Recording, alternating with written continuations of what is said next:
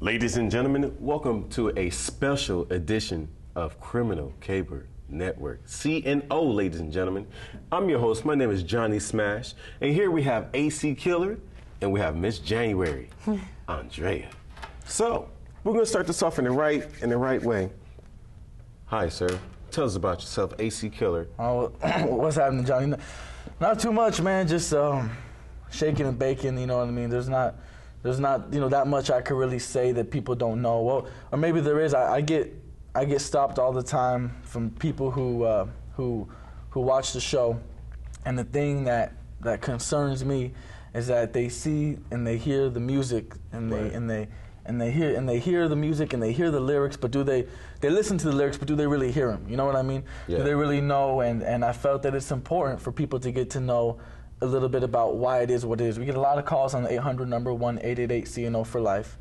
We get a lot of calls on that number from people asking, well, what's it about? Okay, we see the music going on, but what's it about? Can you elaborate? And I think how many people hear the music and the beat overpowers it, or they just hear me going fast, and what is he talking? What is the meaning? Other groups coming on. What's the purpose of it all? And I felt that it's important to come out here and stop the music for a minute and let people know, why it is what it is, and why it's done what it's done, and what we expect it to do, and everything, and why we're even doing it in the first place. Right. So it's more spiritual, isn't it? Well, for different people, different things. For me, definitely, and I don't try to censor what other people do, because I never liked people censoring me in the past, so I'm not going to turn around and do that to others. So we have guests on the show, and they want to put forth whatever lyrics, if it's from their heart, and if that's not spiritual at all, then that's fine. For me, I don't try and be the star. I realize that there's only one star. It's God, Christ Jesus, and everything else is. See, pretty much you're doing the right thing. You're on the right path if you're upholding that star. And a lot of people who hear what I'm saying will listen to what I'm saying because they can sense some similarity. Whereas if they saw a pastor on TV in a suit and tie, they would keep flipping the station. I'm not per se a pastor. I'm not someone who's going to go up to you and tell you to change your life and be more like me. I'm just going to tell you what happened. I'm just going to tell you what was going on in my mind, what's weighing heavy on my spirit, what's in my soul at that time, and let you know, whether it be spiritual, whether it not be, whether it be controversial, whatever it is that really I'm dwelling on. And for the past many years, it's been a spiritual battle. So that's what you hear put forth in my music, even if it doesn't reflect the guests and other people in the group when they're putting their music forth on the show. So are you a certain type of religion? Or it just... No,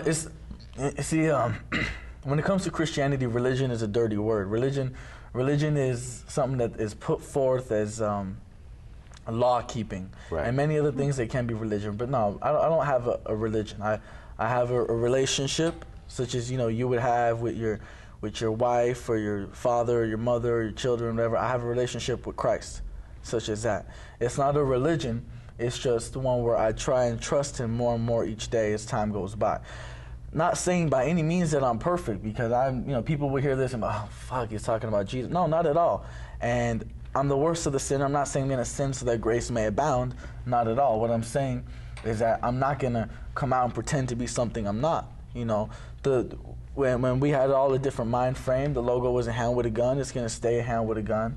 And I'm still gonna kick it with the people I kick it with, and if God uses me or whatever He uses to inspire those people, that's good. But I'm not on some higher level. Only God's on a higher level. I'm not that at all. And that's what people gotta understand from the music. They say, well, you have girls dancing and you're talking about God. Well, look, if the girls weren't dancing, maybe you'd keep flipping the channels and you wouldn't even know I was talking about God. That is true. And why you think God's so concerned about girls dancing? You put this moral compass on him like he's some Ned Flanders type, just judgment of what you do. And I was discussing this with you earlier. What do you want from your loved ones? Trust or perfection. I heard that from my pastor, Dr. Gene Scott, and it's trust. You don't expect anyone to be perfect. Like God doesn't expect us to be perfect. Right.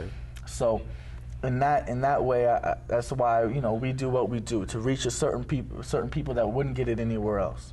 So let me ask you, how did you come up with C.N.O? When did you come up with C.N.O? Well, a long time ago, long time ago, we had me and a couple friends started a comic book company called Beep Comics. Beep Comics. Beep Comics, and we went from that, and we started having a bunch of people coming over to when I lived in my parents' house. Okay, pretty much they'd be gone, and I have the run of the house at certain times. And when I was young, so from about 11 to 14, I was sent away to like behavioral institutions. I didn't live at home, but then when I got back, I had the run of the house pretty much because they were never home. So we would throw big parties every single night. Word. And it got to be from 50 people to 100 people, 200, 300 people. And we all reveled in crime. At that young age, that's what you do. Stealing cars and thinking it's the thing to do.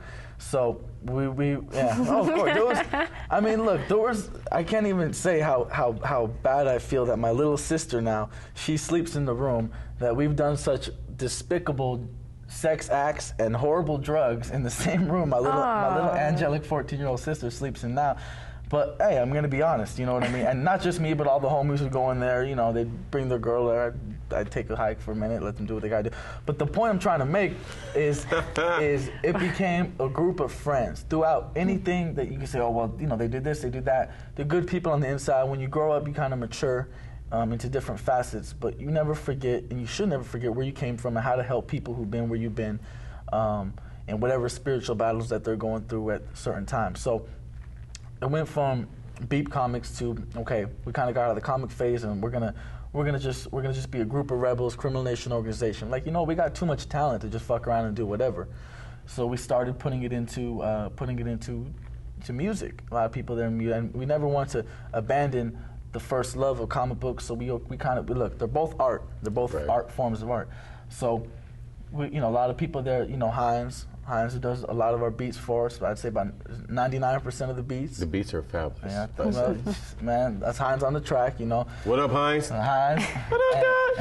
And we were blessed to have him involved in the group, and we had a lot of talented hip-hop artists. We had some talented, musicians, and we came together and we were able to form a musical group, and we try to just touch so many avenues because we feel that we have something positive to offer, and if you're doing it for the right reason, it's a good thing.